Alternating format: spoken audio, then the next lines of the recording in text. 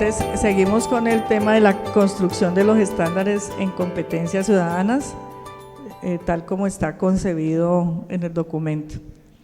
Entonces, fíjense que reforzamos los tipos de competencias, ahorita vamos a precisarlas más, que ellas solo son posibles en la acción ciudadana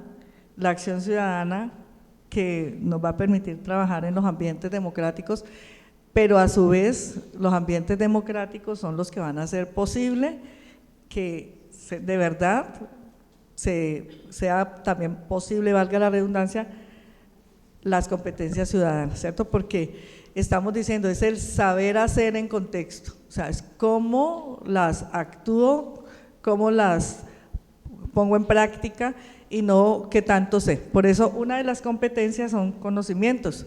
Yo puedo saber cómo resuelvo conflictos, puedo saber muchos derechos humanos, pero si no los pongo en práctica, si en cada situación cotidiana no estoy ejercitándolo o precisamente hago lo contrario a lo que pienso o lo que sé, entonces no estamos hablando de competencias ciudadanas, por eso es en la práctica, ¿sí? Que nosotros también trabajamos en construir ambientes democráticos. Avancemos.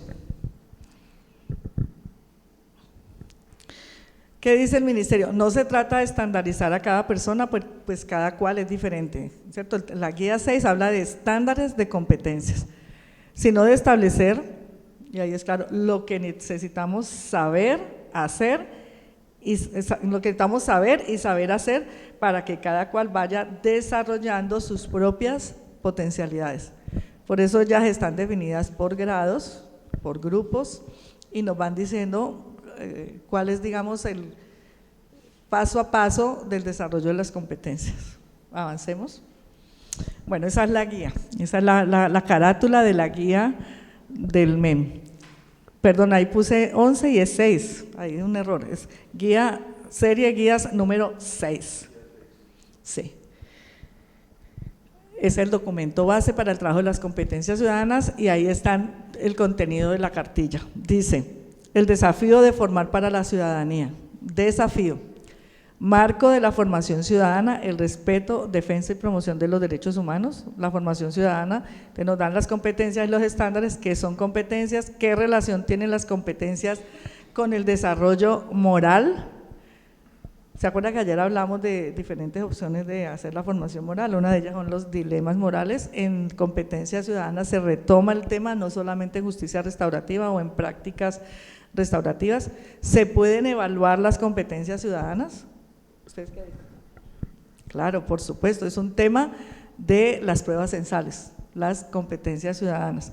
Los espacios para la formación ciudadana, se hace una presentación y estructura de los estándares, la organización de los estándares, nos dan unas claves para leer paso a paso los estándares y están los grupos de organización de los estándares, de primero a tercero, cuarto y quinto, sexto a séptimo, octavo a noveno, décimo a undécimo, y hay una caja de herramientas para la formación ciudadana. Listo, sigamos.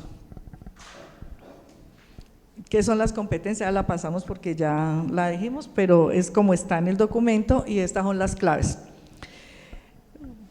Los 3 grupos de competencias que nos las debemos aprender. ¿Se acuerda que ayer Aníbal preguntó cuáles eran? Bueno, la primera o una de ellas, convivencia y paz. El otro, participación y responsabilidad democrática, y el otro, pluralidad, identidad y valoración de las diferencias.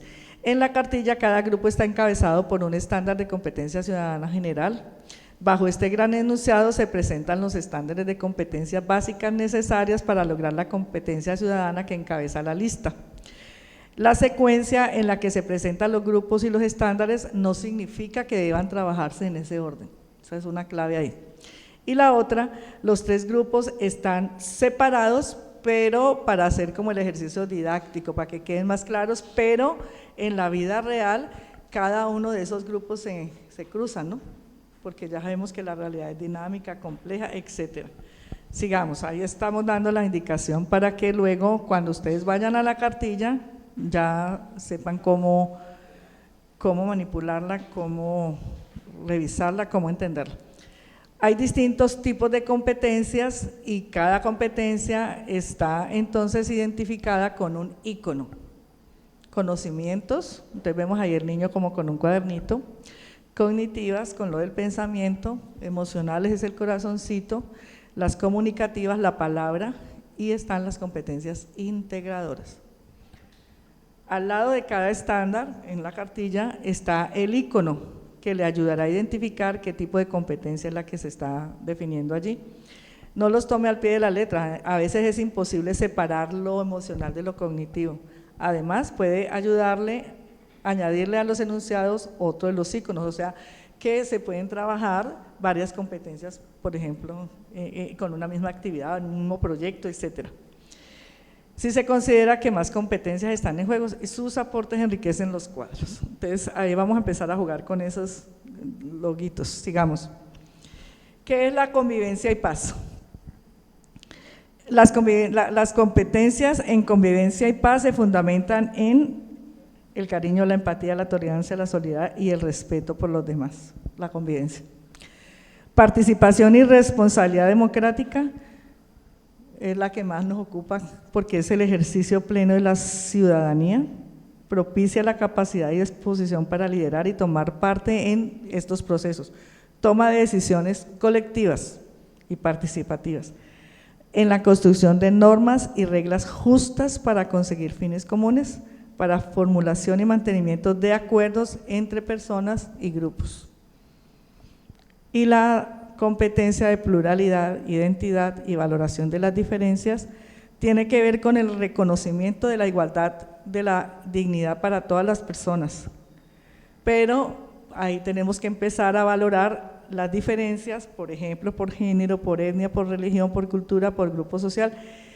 En esta competencia hacemos parte de la inclusión, ahí es donde está claro cómo el tema de la inclusión tiene que ser parte de nuestra actuación, o sea, ciudadanos que piensen, actúen frente a esa diversidad que tenemos nosotros, legitimar las particularidades y diversas formas de ser, vivir y creer para garantizar la igualdad de los derechos. Sigamos.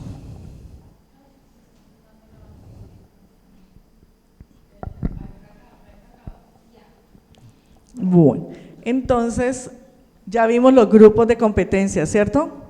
¿Cuáles son? ¿Ya se las aprendieron? Los grupos, las tres que acabamos de ver. Convivencia. Bueno, y esos son los grupos. Y estos son los tipos de competencias. ¿Listo? En cada grupo están tipos de competencias, las que vamos a ver. Cognitivas. ¿De qué hablan las competencias cognitivas? ¿O qué tiene que hacer la persona cuando está haciendo o poniendo en práctica la competencia cognitiva? Pues son capacidades para realizar procesos mentales que favorecen el ejercicio de la ciudadanía, tales como identificar las consecuencias de una decisión, coordinación, mirar las perspectivas de las situaciones, etcétera.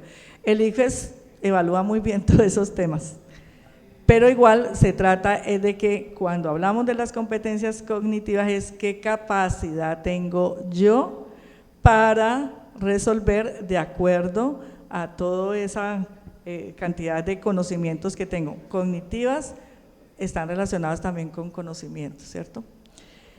¿Qué es los procesos que están allí implícitos? El pensamiento crítico, la toma de perspectivas, interpretación de las intenciones, o sea, cuando uno dice hay que leer el contexto, ¿cierto? ¿Qué hay detrás de? Generación de opciones, o sea, cuando hablamos de la apertura, de la flexibilidad, tenemos que considerar las consecuencias de nuestros actos y la metacognición, ¿sí? Competencia cognitiva. En esta hubo mucha discusión, ¿cierto? Porque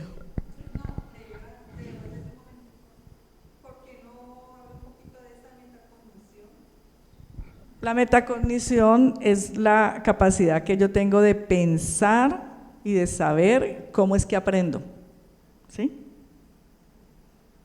Cuando estamos, por eso el proceso siguiente es el pensamiento crítico, porque nosotros estamos constantemente revisándonos cuando hablamos de la competencia cognitiva, eso es cómo aprendo, ¿cierto? También cómo me retroalimento, qué hago con eso que sé, ¿sí? Ahora sí, en conocimiento les decía, la cuestión es, bueno, pero ¿cómo así que una competencia es conocimientos? Pero igual, en el documento está claro que una competencia se llama conocimientos y tiene que ver con la información necesaria para el ejercicio de la ciudadanía. Tener conocimientos no implica participación, pero carecer de ellos sí limita y casi que impide el ejercicio de la ciudadanía, ¿cierto? ¿Qué conocimientos tenemos que tener básicos? Porque aquí están solamente los básicos, son muchísimos más. Estrategias y mecanismos de resolución de conflictos. Conocimientos sobre derechos humanos. Conocimientos sobre la constitución política y la estructura del Estado colombiano.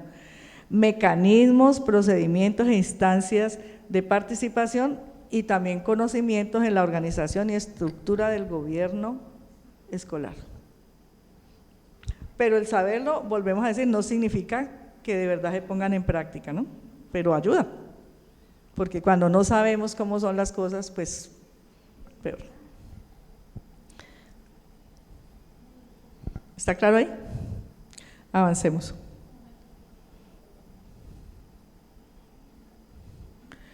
Esta competencia comunicativa también tiene mucha tela para cortar. Es la capacidad para comunicarnos con los demás, interactuando de manera constructiva, pacífica, democrática e incluyente.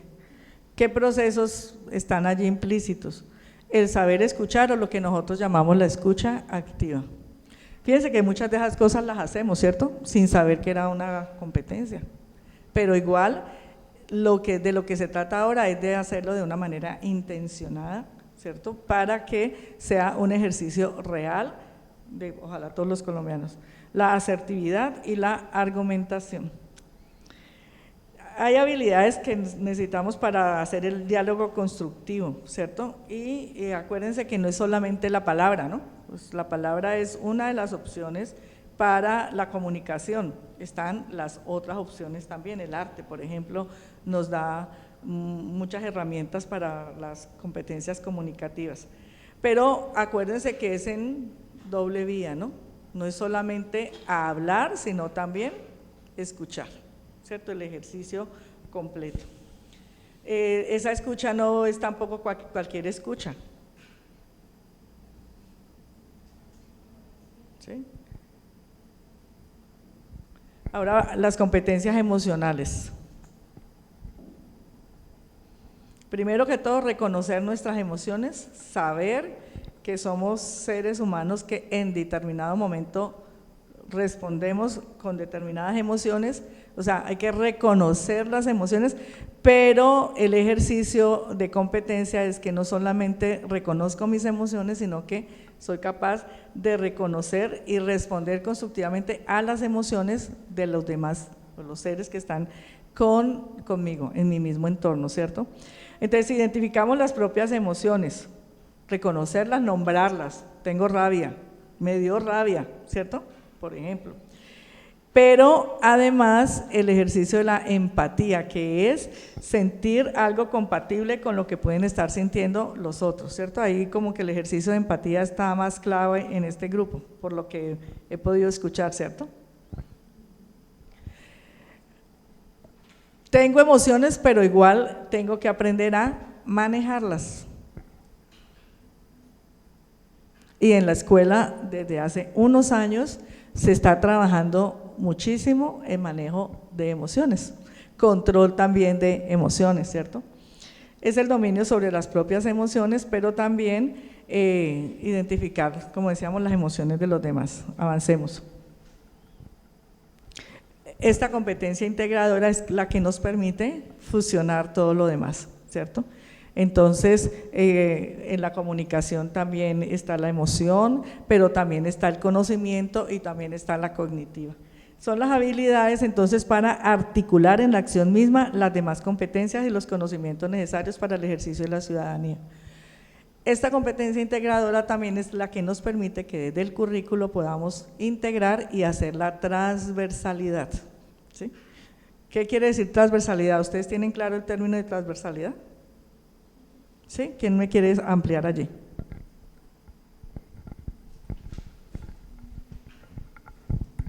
Pues yo lo entiendo, es como cuando uno articula en el colegio, por ejemplo, hay un tema en común y articulamos matemáticas, sociales y otras áreas para un tema determinado. O sea, que todas se crucen por ahí.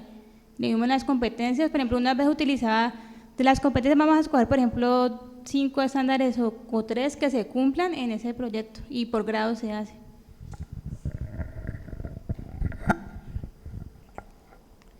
Lo común o lo que a veces pasa en el plan de estudios es que cada uno va por su lado, ¿no? Entonces, ¿de qué se trata?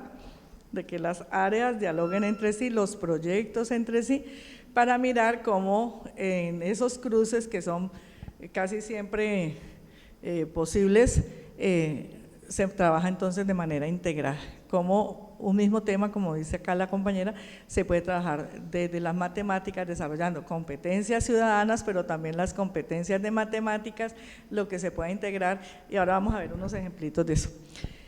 Pero las competencias integradoras como tal, lo que buscan es que las personas puedan resolver los conflictos, pero fíjense que ahí también nos están cualificando cómo va a ser esa resolución de conflictos, de manera constructiva y pacífica.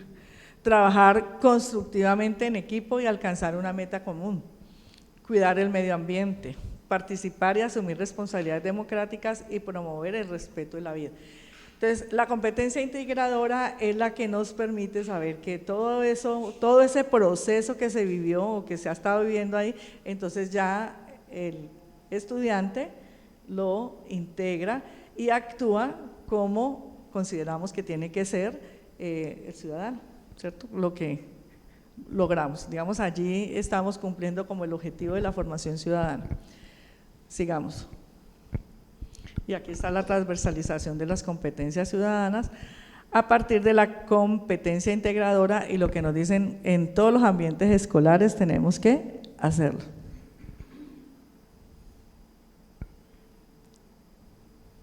Está la responsabilidad compartida que atraviesa todas las áreas y ambientes de la institución, pero también tenemos que tener las dinámicas cotidianas en el aula, el nivel práctico y vivencial y todas esas acciones planeadas, intencionadas que ocurren en los diversos ambientes. Sigamos. Y aquí está el esquema conjunto, entonces, cómo esos grupos de competencias ciudadanas se relacionan con los tipos, ¿no?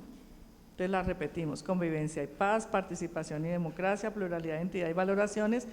Y los tipos son conocimientos, cognitivas, emocionales, comunicativas, que se juntan con las integradoras, o que las integradoras las recoge a todas.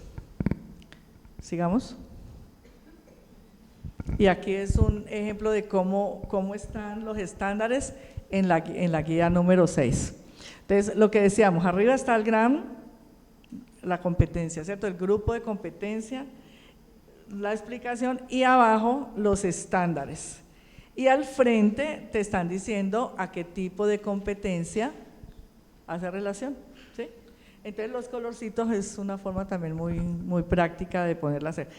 Por ejemplo, ahí es un ejemplo de estándares de competencia para el grupo de primero a tercero. Y entonces fíjense, en participación y responsabilidad democrática, ¿qué tipo de estándar nos están hablando allí? Expreso mis ideas, sentimientos e intereses en el salón y escucho respetuosamente los de los demás miembros del grupo.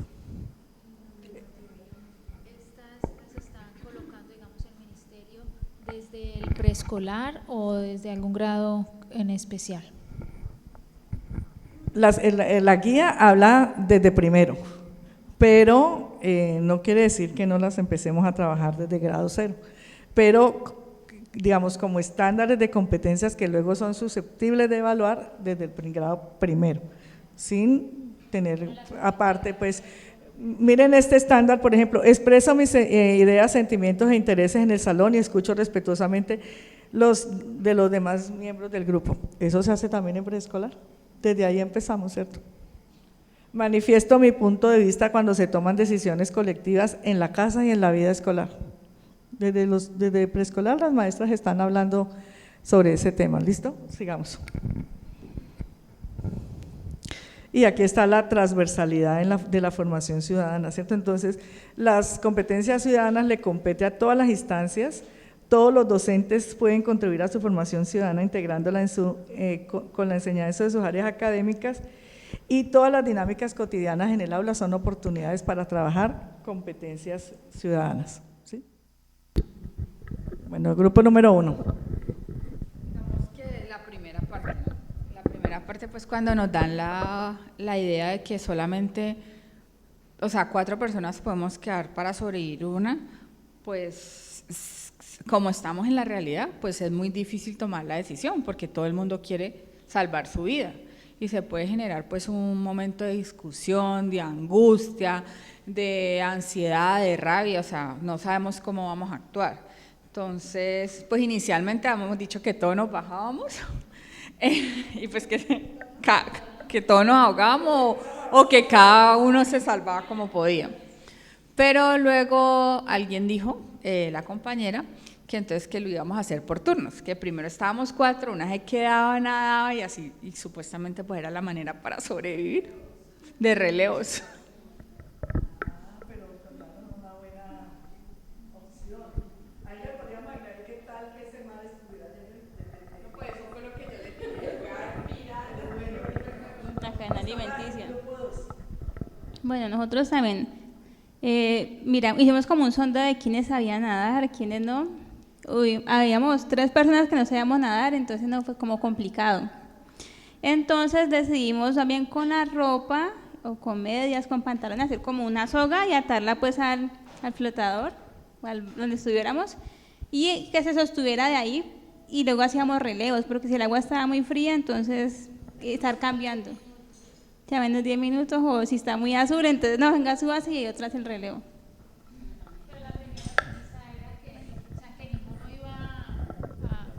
Como a morir, sino que miremos primero cómo vamos a buscar la alternativa. Entonces, primero era saber quiénes sabían nadar y 3 no, solamente quedamos 2.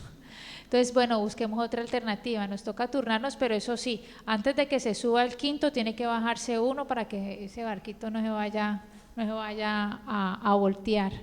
Y luego si se subía esa persona y si el agua estaba muy fría, cada 10 minutos íbamos a hacer como el relevo, o sea que teníamos 50 minutos para poder descansar ahí y luego tirarnos otra vez. Y si venía el tiburón, ay Dios mío, eso sí. No, sí, pero no supimos ahí qué hacer en el momento, porque a la barquita no se podía subir, ahí ya poníamos en peligro la vida de todos.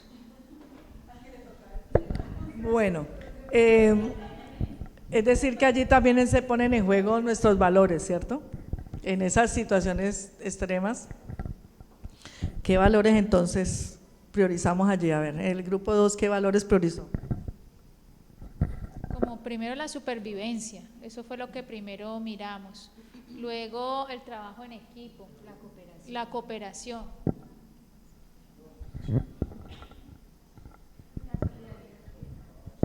La ayuda entre unos, la ayuda mutua, poder resolver una situación y ponernos de acuerdo, ¿ya? Con lo que dice el uno y el otro y llegar a un consenso, a un acuerdo que pueda beneficiar a la mayor cantidad de personas, ya que no sea un beneficio para una persona como a veces sucede en la realidad, que se busca el bien individual sobre el bien colectivo. Entonces aquí era beneficiar a la mayor cantidad de personas.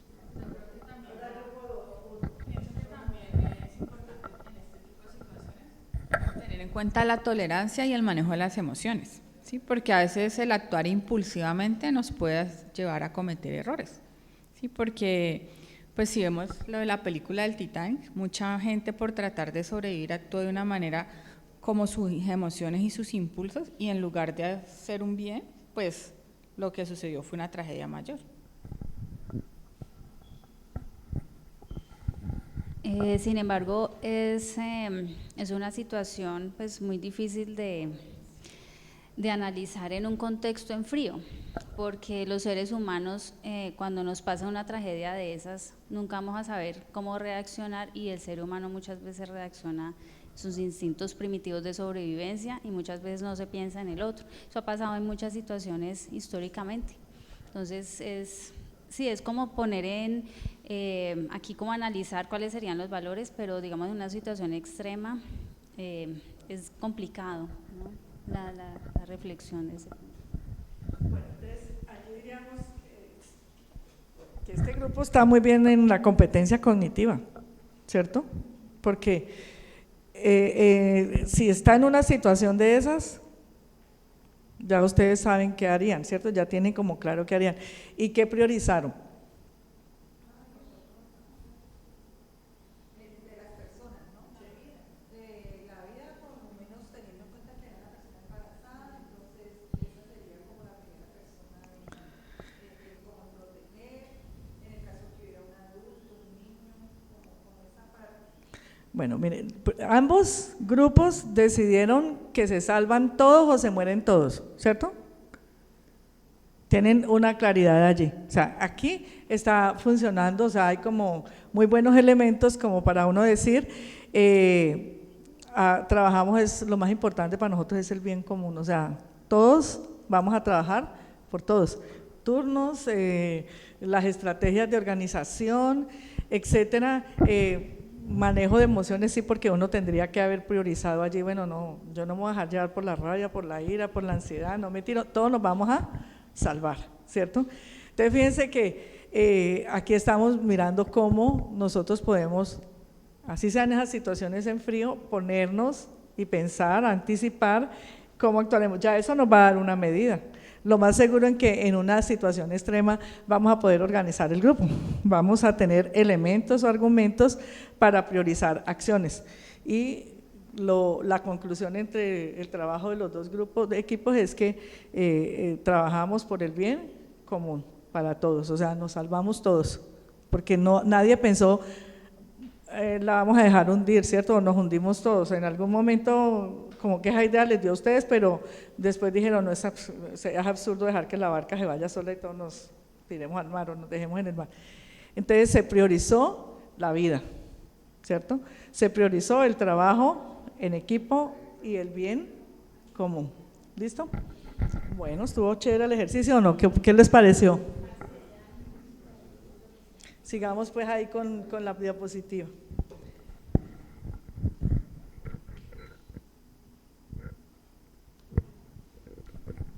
El ministerio entonces nos entregó la cartilla de estándares de competencias ciudadanas y la institución educativa tenía que trabajar en función de eso, ¿cierto? Pero al hacer como una evaluación del trabajo en competencias ciudadanas, se vio que eso no era tan así, o sea, no estaba pasando nada. Casi 10 años después, entonces, salen otros 2 documentos que es necesario que ustedes también los conozcan. ¿Esas cartillas son diseñadas por el equipo de asesores del ministerio? En cada época el ministerio siempre ha contado con asesores, ¿no? O sea, nunca pasan por decir un piloto, vamos a desarrollar en grupo. No, sí, siempre es piloto. En algunas ocasiones participan también maestros, convocan gente, digamos, los gomosos en cada tema.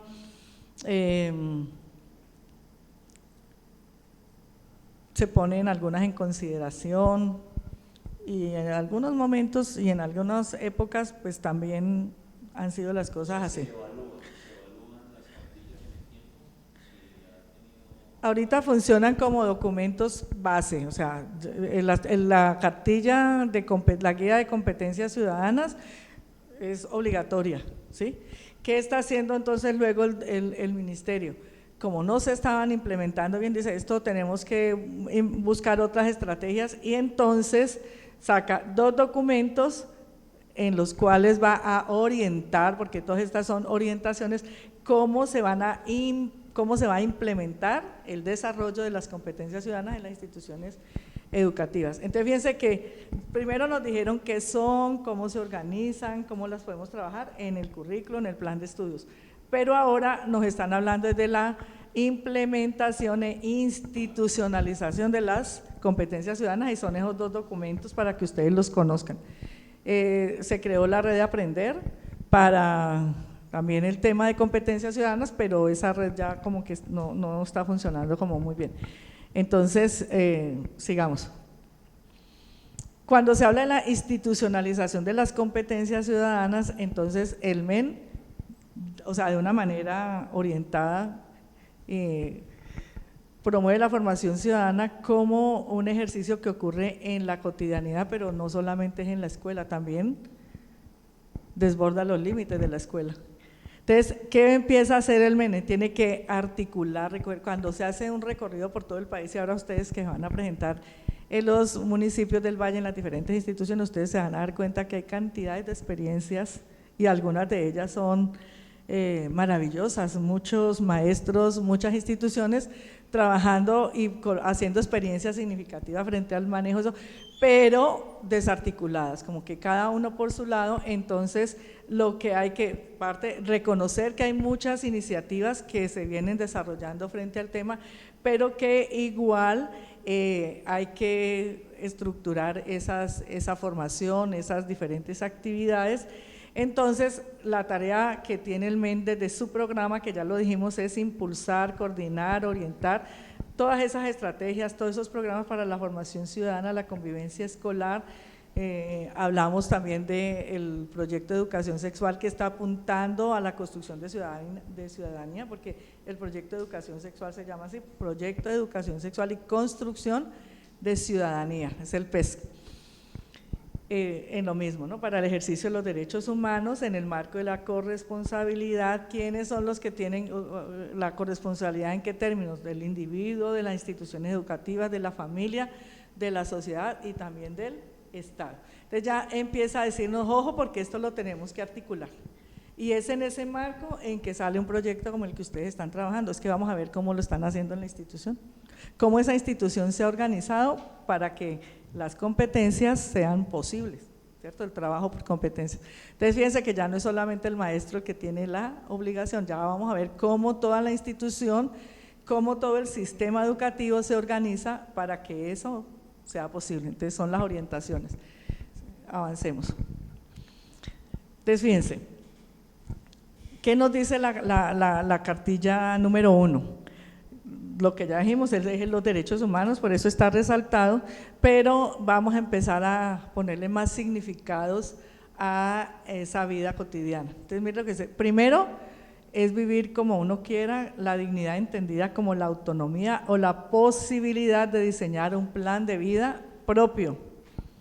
Segundo eje del trabajo en derechos humanos, fíjense que entonces ya nos van tirando más líneas, ¿cierto?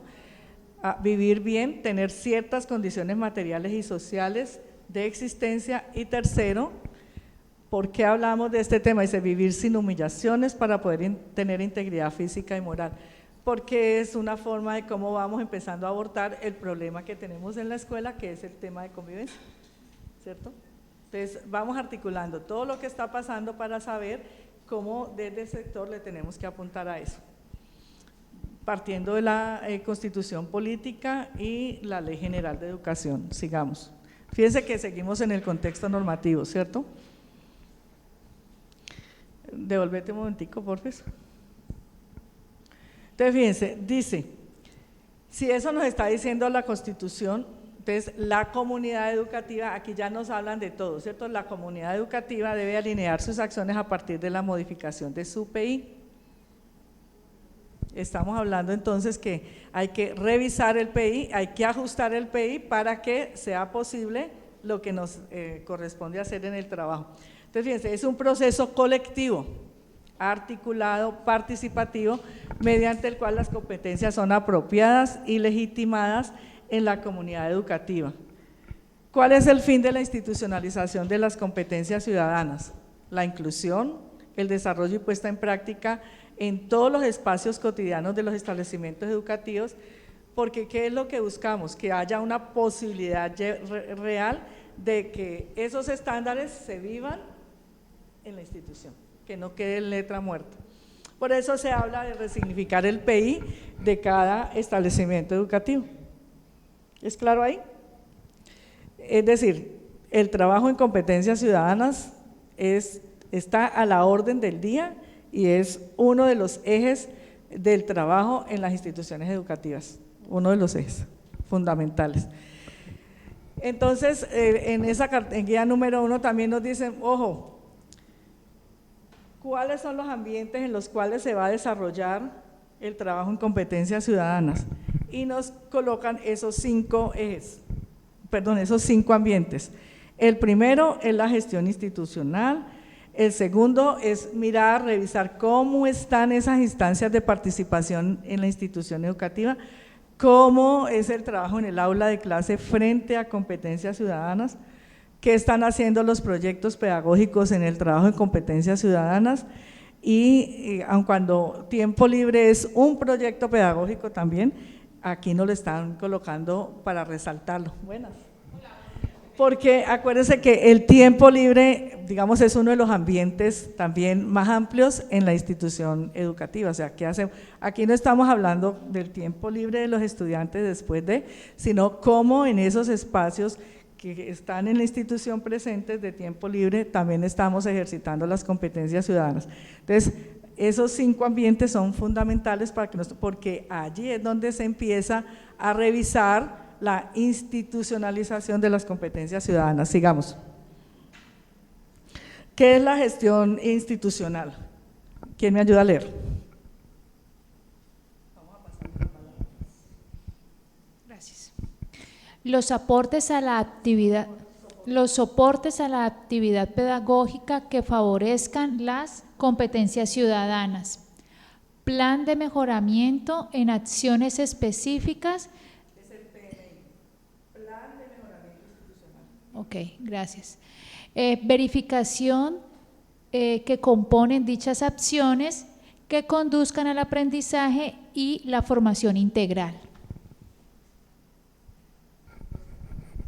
Sus componentes: misión, visión y principios. En el marco de una institución integrada, conocimiento y apropiación y direccionamiento institucional, metas institucionales, política de inclusión de personas de diferentes grupos poblacionales o diversidad cultural, manual de convivencia, manejo de conflictos, manejo de casos difíciles, formación y capacitación.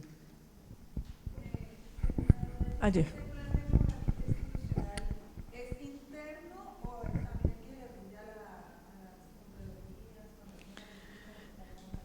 No, el PMI es, digamos, el plan de mejoramiento que le queda o que debe desarrollar la institución educativa una vez cada año se hace la evaluación institucional, ¿cierto? Es la guía 34, para que también la tengan en cuenta. Entonces, la guía 34 define cómo se va a hacer la evaluación institucional y eso es cada año, todas las diversas gestiones de la institución educativa. Entonces, después de que se hace la evaluación, ¿cierto?, en todos los componentes, debe realizar el plan de mejoramiento institucional, ¿sí? Ese plan de mejoramiento institucional es la hoja de ruta para el año siguiente. Entonces, evaluamos competencias, ¿cómo nos fue en competencia? Entonces, en el ambiente del aula hay que trabajar más porque, ¿cierto?, los estudiantes de pronto están diciendo… hay mucho bullying, el otro dirá los maestros no me paran bolas, etcétera. Entonces, al hacer el análisis en el plan de mejoramiento institucional por cada gestión, por cada componente, vamos realizando qué es lo que tenemos, como su nombre dice, qué tenemos que mejorar.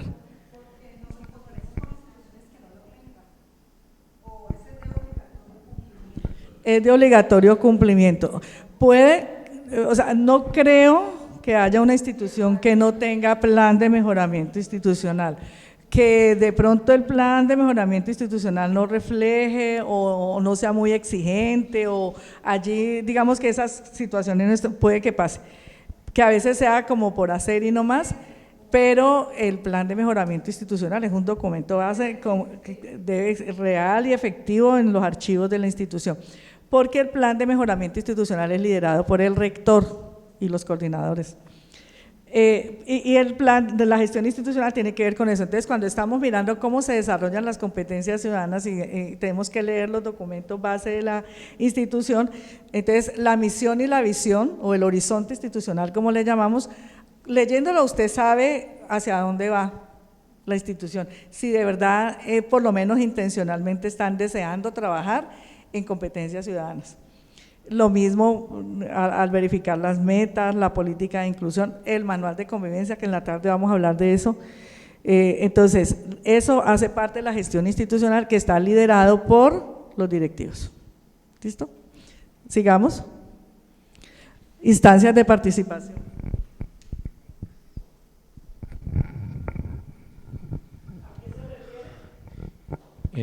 Gobierno escolar, participación activa. Docentes y orientadores realizan labores en los 3 ámbitos de las competencias ciudadanas: comprensión y el manejo de los estándares básicos de competencias ciudadanas.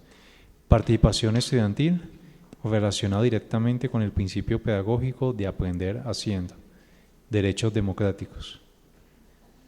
Las instancias de participación son las siguientes: Consejo directivo, consejo académico, comité de convivencia, asamblea general de padres de familia, consejo de padres de familia, asociación de padres de familia, consejo estudiantil, personero estudiantil, comisión de evaluación. Desde lo formal deben existir como mínimo esas instancias de participación en una institución educativa. El tema es cómo es esa participación, ¿sí?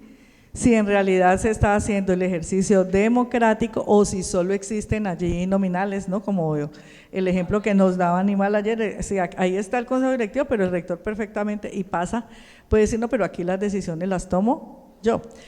Pero en esas instancias de participación, recuerden ustedes que hay representantes. Entonces, en el consejo directivo hay representantes de los docentes. Entonces, uno preguntaría allí, bueno, ¿y cuál es el papel, qué acción están desarrollando los docentes en un consejo directivo que no se reúne o que se reúne una vez al año o 2 veces al año? Entonces, es la corresponsabilidad, ¿cierto? Entonces, cada instancia de participación permite el ejercicio de la democracia, pero si nosotros también estamos en la vía de hacer la exigencia, porque a veces toca hacer la exigencia en la participación en las instituciones educativas.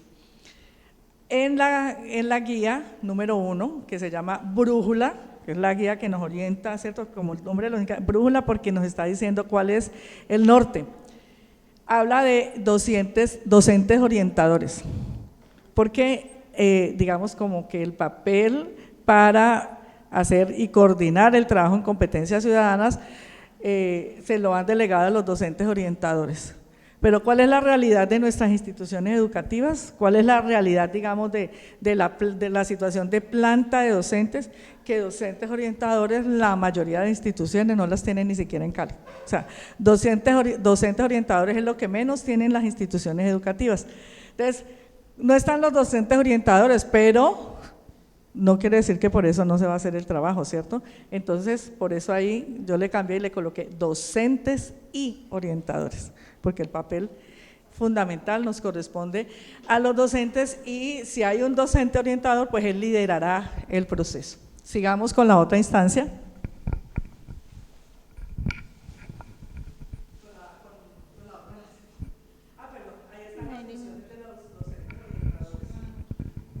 Listo. Dice convivencia pacífica.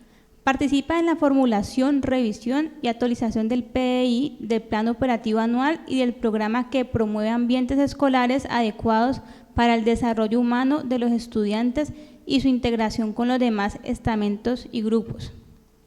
Colabora con la dirección de la institución para crear un adecuado clima organizacional que contribuya a la formación de los estudiantes y al desempeño docente y administrativo.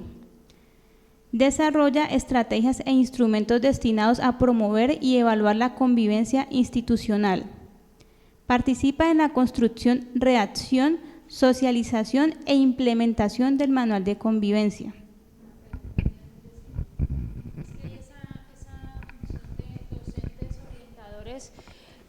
A ver, ¿es un docente, por decir, de matemáticas que hace las veces de orientador, o es un docente específico que cumple también todas estas funciones?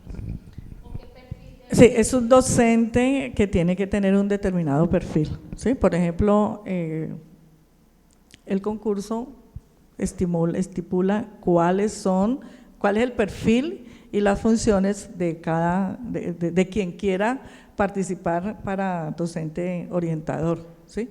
Eso está definido, no hay nada que inventarse ahí. No, por supuesto que no, o sea, tiene que tener un perfil específico que tiene que ver con que sea psicólogo o haya trabajado en alguna, básicamente psicólogo. Eso no quiere decir que no tenga alguna área, ¿no? Porque hay estos que son área, por ejemplo, de sociales y además son psicólogos, entonces pueden participar para ser nombrados, es un concurso, el concurso docente, para ser nombrados como docentes orientadores. Entonces, de pronto lo que no hayan es porque no han sido nombrados. Exacto, porque hay pocos docentes orientadores nombrados o que esas, digamos, en la organización de planta administrativa hayan abierto los espacios para que hayan docentes orientadores. Algunos rectores pueden asignar funciones, pero generalmente es nombrado, ¿no? O sea, está el cargo.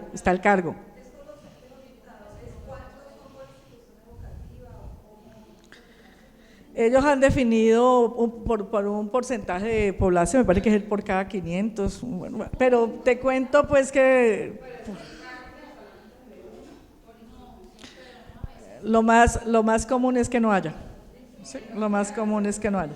Por ejemplo, yo que trabajé en el INEN, les puedo decir que el INEN tiene una población de 7.000 y pico de estudiantes, más de 7.500, es el colegio más grande de Cali, sí, cercano a los 8.000, pero no habían sino 4 orientadores. La tarea es dura.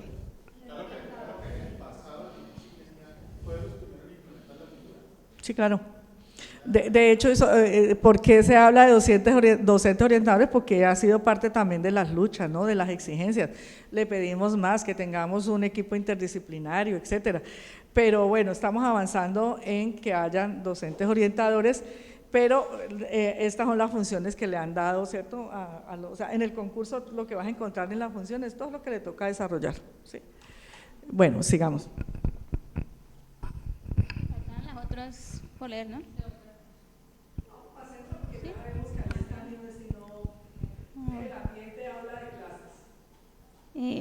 Proceso formativo en las áreas académicas específicas, constitución y democracia, ética y valores.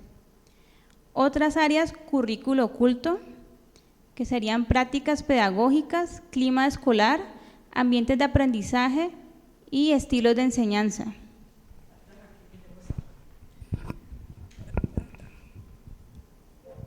Cuando hablamos de competencias ciudadanas, entonces decimos que le compete a todas las áreas, ¿cierto? De aquí tenemos que salir con una idea diferente, porque casi en el imaginario colectivo está, y todo el mundo dice, no, eso le toca al de constituciones, le toca al de sociales, y creemos que el tema de las competencias es solamente de esa área, aun cuando en los documentos, en las orientaciones del ministerio, ellos les han asignado que el área específica para el desarrollo de competencias, por eso hablamos, áreas específicas, constitución, democracia, ética y valores, pero también está en las otras áreas.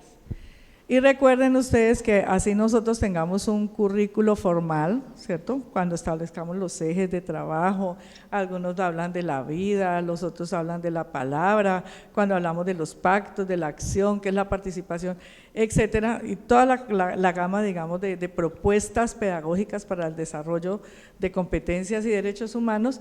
En el aula de clase está el currículo oculto. ¿Tienen claro qué es currículo oculto? ¿No? Aclaramos el término.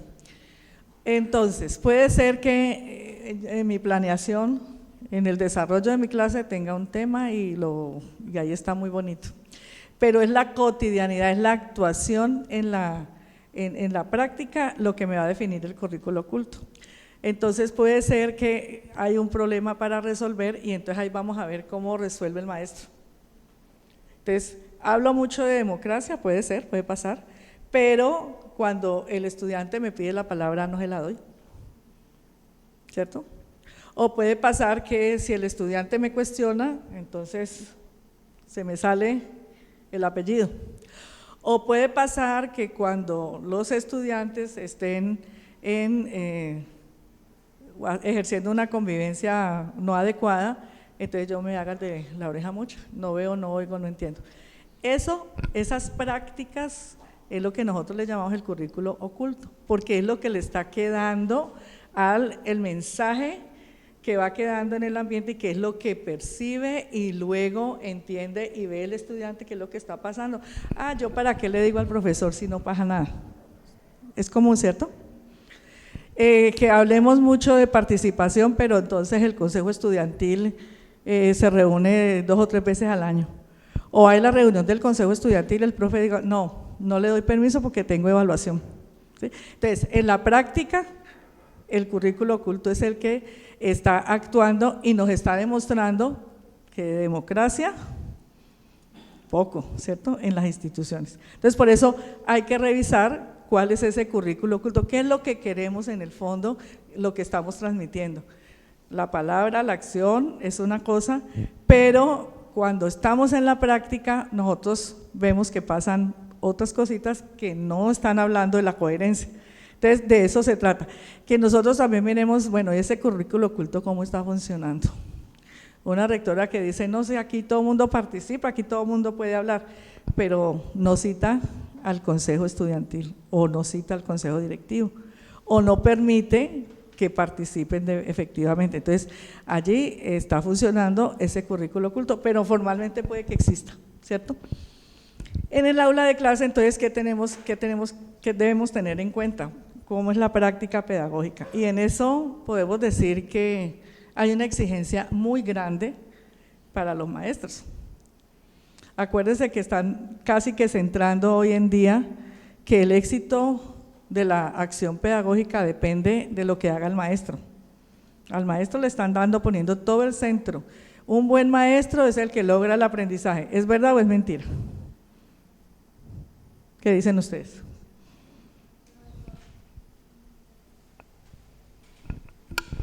Pues yo diría que no del todo, porque también depende de una parte del estudiante, o sea, de si prestó atención. Yo tengo 10 estudiantes, por ejemplo, 5 prestaron atención, 5 no. Además está el proceso en casa, si repasa, si tiene interés pues, por la clase. Y obviamente también está la motivación del docente, ¿no? Que yo tengo 5 que están dispersos, bueno, a ver cómo llamo la atención de ellos para que también se interesen y aprendan.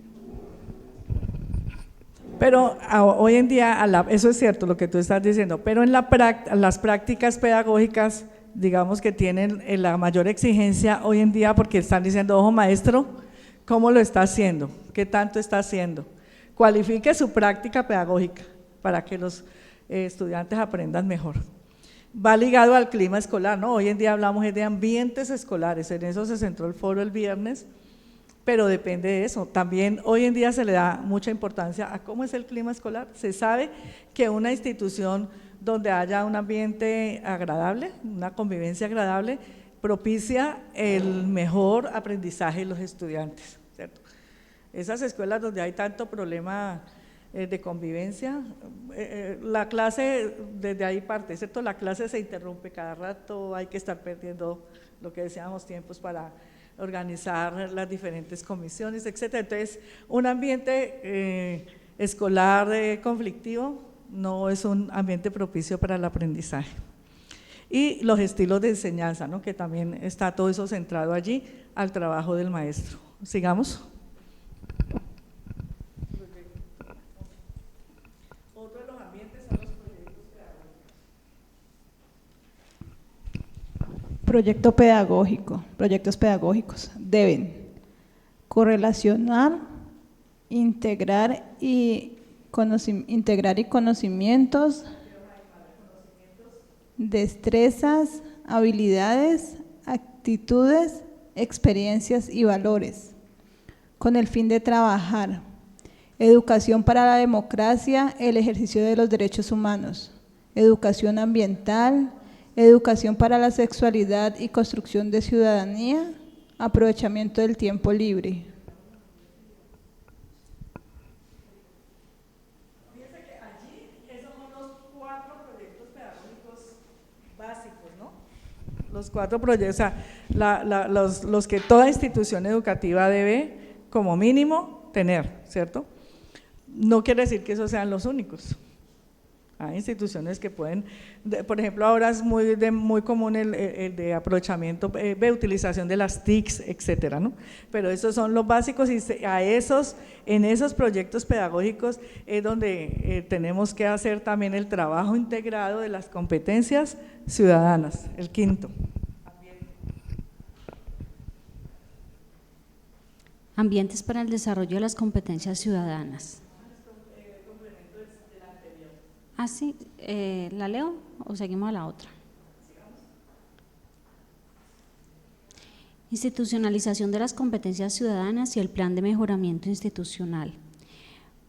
Un establecimiento educativo que le apuesta al mejoramiento continuo tiene 4 características generales: sabe hacia dónde va, tiene un ambiente favorable para la convivencia, gestiona adecuadamente el tiempo y brinda oportunidades abundantes para aprender, es decir, para el desarrollo de las competencias comunicativas, matemáticas, científicas y ciudadanas.